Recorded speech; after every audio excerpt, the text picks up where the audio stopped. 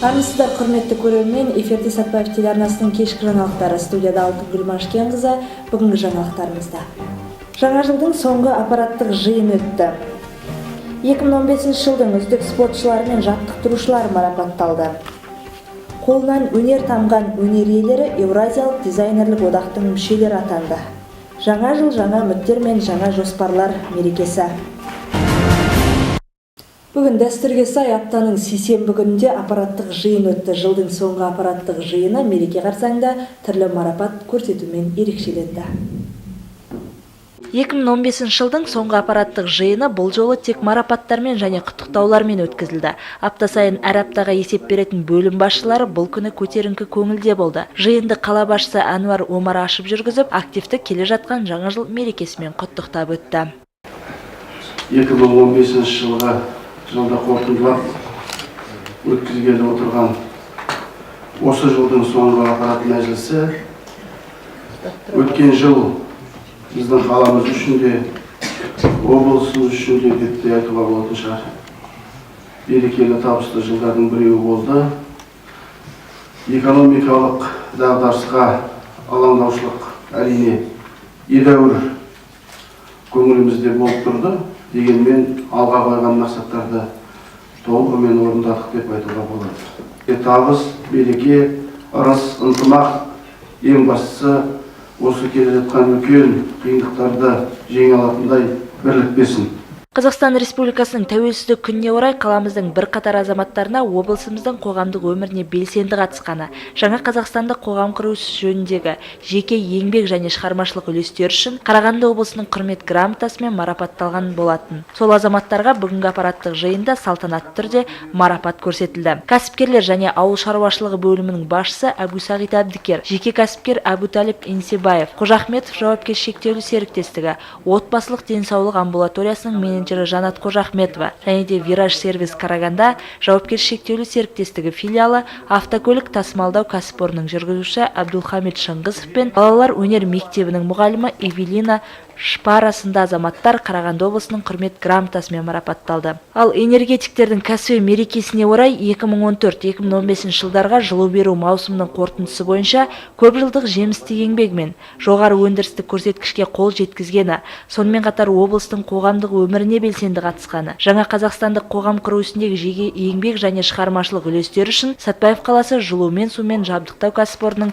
экскаватор машинисті Сейір Әзім Ибраевқа Қарағанды облысы әкімінің құрмет грамотасы табысталды. Сондай-ақ осы мерекеге орай Сатпаев қаласы жылумен сумен жабдықтау кәсіпорнының слесарі Кенжегүл Киікбаеваға, Сатпаев қаласы жылумен сумен жабдықтау кәсіпорнының инженерлік желілерді күрделі жөндеу цехының жұмыскері Қуанышбек Сағындықовқа Қарағанды облысы әкімінің алғыс хаты табысталды. Осындай марапаттардан кейін соғыс және еңбек ардагерлер кеңесінің төрағасы Шермұхамед Байбосынов, қалалық мәслихат хатшысы Татьяна Хмелярчук және де кәсіпкерлер қауымдастығының төрағасы Алаш Тұрлыбек актив алдында өз құттықтауларын білдірді. Алла тағала жақсылығын берсін біздерге.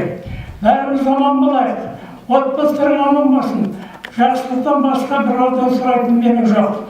Ал әрбір халқым енді саған тілегіміз осылай басқара бер, қаланы жақсыла бер, жақсы қаламыз күннен күнге жақсы болып береді. Көзіміз көріп отыр, сондықтан отбасыларың аман, отбасың аман сау болсын.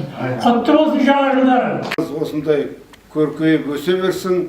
Жоспарымыз биылғы жоспардан да ендігі жылғы жоспар одан да асып өссін. Алға, алға, алға.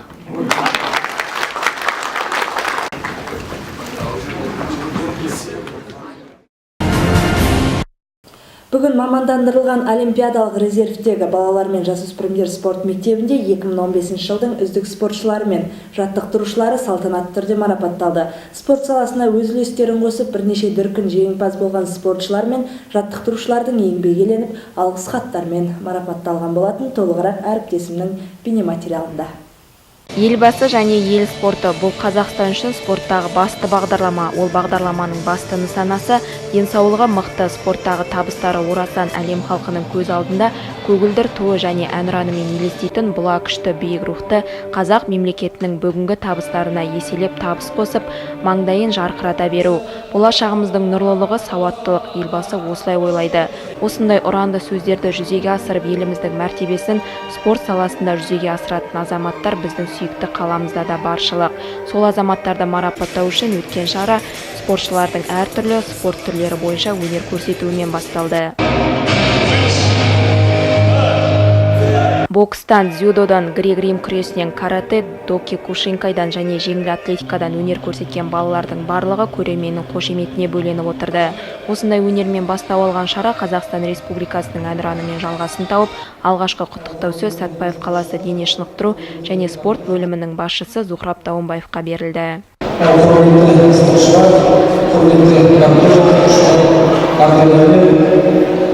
Біріншіден барлығымыздың келе жатқан жаңа жыл мерекесімен құттықтау болса мамандырылған сіздерге олимпиада балалар жасау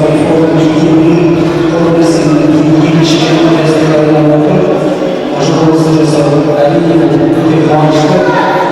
Әр жасаған жұмыстарымыздың істеріміздің еңбегі жемісін нәтиже болып елбасымыз барлығымызға қойған бір мақсат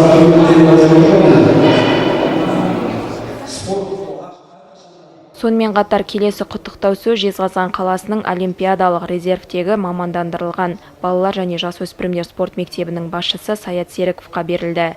Сондай-ақ барлық қатысушылар мен спортшыларды және бапкер жаттықтырушыларды қаламыздағы балалар және жасөспірімдер спорт мектебінің басшысы Дархан Айтуар құттықтап ақжарма тілегін жеткізді. Құрметті бапкер жаттықтырушылар және біздің мектебіміздің жас спортшылары, бүгін біздің мектебімізде конкурс байқауы 2015 өтіп жатыр. Енді осы конкурста байқауында жеңген жүлдегерлер қазір аталады. Сол жүлдегерлер мен жеңімпаздарды шын жүректен құттықтаймын. Және де келе жатқан жаңа жыл мерекелеріңіз құтты болсын.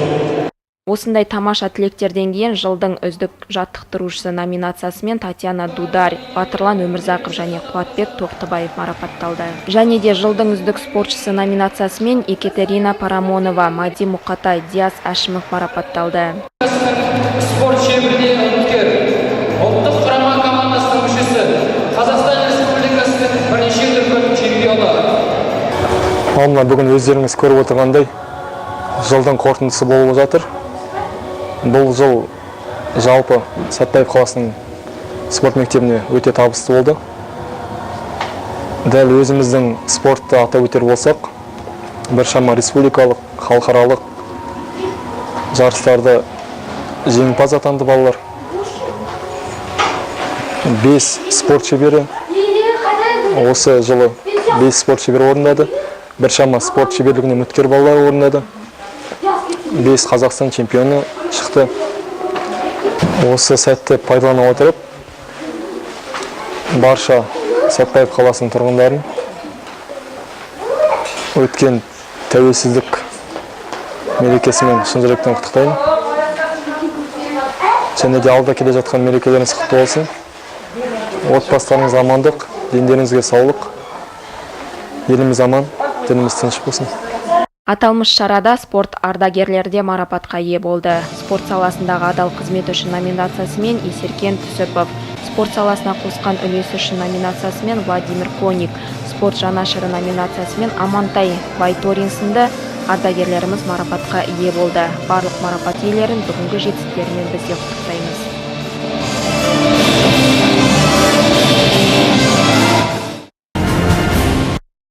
Хабарымызды одан әрі жалғастырамыз. Бүгін қаламыздағы ішкі саясат, мәдениет және тілдерді дамыту бөлімінде қолынан өнер тамған өнер иелерін Еуразиялық дизайнерлік одақтың мүшелігіне кіргендігімен марапаттап куәлік табысталды. Өткен шараны әріптесім толығырақ жалғастырады. Бейнелеу өнері сан ғасырлық даму тарихына байланысты бірнеше түрге бөлінеді. Олар живопис, графика, мүсін, сәулет өнері және сәндік қолданбалы өнер. Міне осы өнер түрлерімен айналысатын өнер иелері біздің қаламызда да баршылық. Олар Армия Есенов, Эмма Артеш және Шәді Қиянбеков. Бұл өнер иелері осындай сүйікті істерімен бір жыл ғана емес, бірнеше жылдар бойы өскелең ұрпаққа өз таланттарын дамытып, дарытып келе жатқан жандар. Олардың өнер жолында жүрген еңбектері өлшеусіз қалмады. Бүгін жаңа жыл қарсаңында аты аталған өнер иелері Евразиялық дизайнерлік одақтың мүшелігіне кірді. Оларды ішкі саясат, мәдениет және тілдерді дамыту бөлімінің басшысы Қанат Төлеш құттықтап, куәлік табыс етті.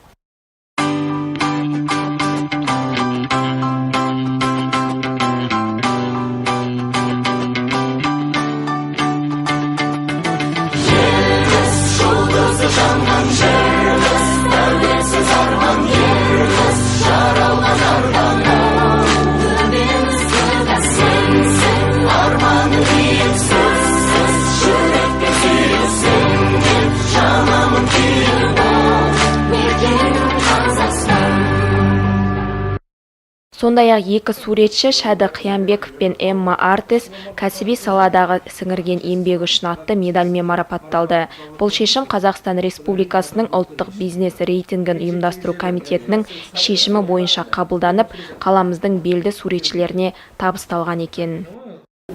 Көп жылдық еңбегі үшін берілген сый деп есептеймін. Бұрын Кеңес үкіметінің одағында суретшілер одағы деген болған.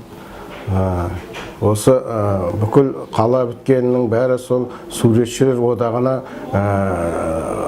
өзінің тапсырысын беретін, дүкендерге қойылатын портреттер, суреттер, солар суретшілер одағының қолынан шығатын. Әрине, оларға берілетін сый, оларға берілетін құрмет бөлек болатын. Қазір енді Кеңес үкіметі құлағаннан кейін енді басқаша өмір болып, біздің өзі художниктердің өзі жұмыссыз қалдық. Соны енді мені көп жылдық еңбегім үшін соны ескерген болу керек.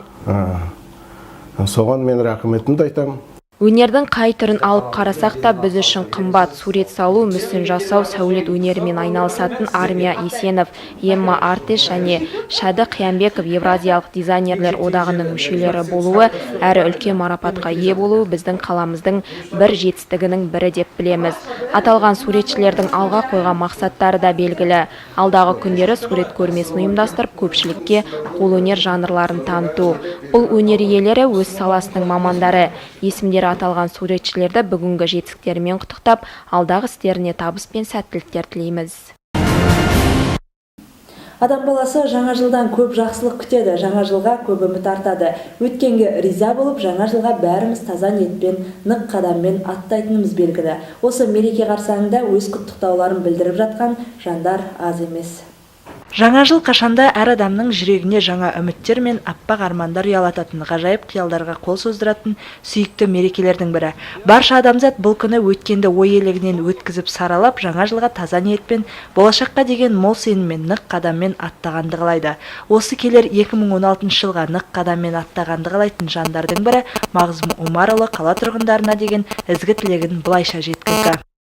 Құрметті сәттіліктер, міне 2 күннен кейін 2015 жыл қой жыл шығарып салған отырмыз.